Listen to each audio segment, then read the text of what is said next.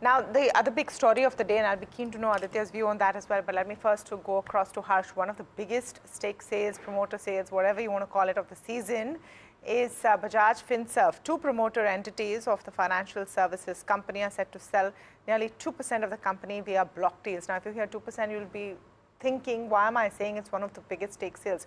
It's because look at the size of it. It's 5,800 crores. Harsh joining in with all the details. What do we know, Harsh? Well, so it's two entities of the Bajaj Group which are going to be selling stake in Bajaj Finserv, as you correctly said.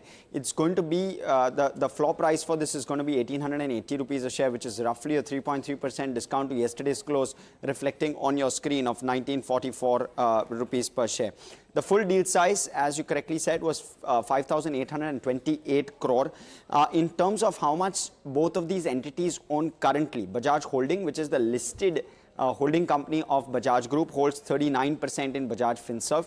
And then you have Jamnalal Sons Private Limited, which is a private limited company, of course, as the name suggests, holds around 9.7% stake in Bajaj Finserv as of today. Why are they doing this? It's to fund the acquisition of Bajaj Allianz General and Bajaj Allianz Life. Allianz is exiting. As part of that, there are going to be group entities who are going to be coming in and purchasing the stake. First entity which will be buying stake is a Bajaj Finserv, which will be buying only 1%, taking its holding to 75+%. You'll then thereafter have a Bajaj Holdings, which will hold just a shade below, or rather acquire fresh just below 20%, and the balance will be held by Jamnalal Sons.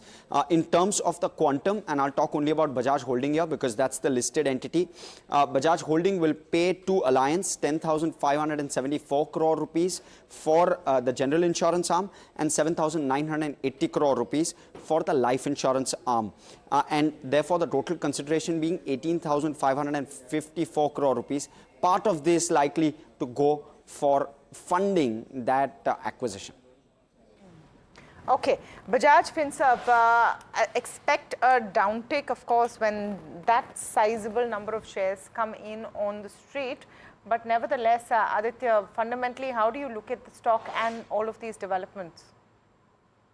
So this is the process of Allianz exiting out of Bajaj Allianz joint venture and Bajaj Group taking over the stake.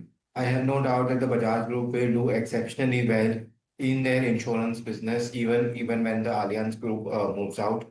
However, within the insurance space, I feel that better companies are available where you can invest.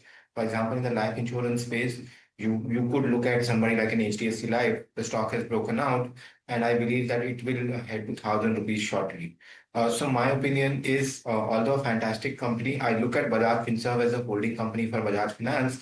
And if there is any correction per se within Bajaj Finserv, that's an opportunity to add with a view, with a longer term view for 3 to 5 years. Mind you, Bajaj Finance is not a cheap stock. It's a highly fantastic company, which is valued very, very expensively by the market. So net, if there is a fall in the stock, it would be a buying opportunity in a longer term.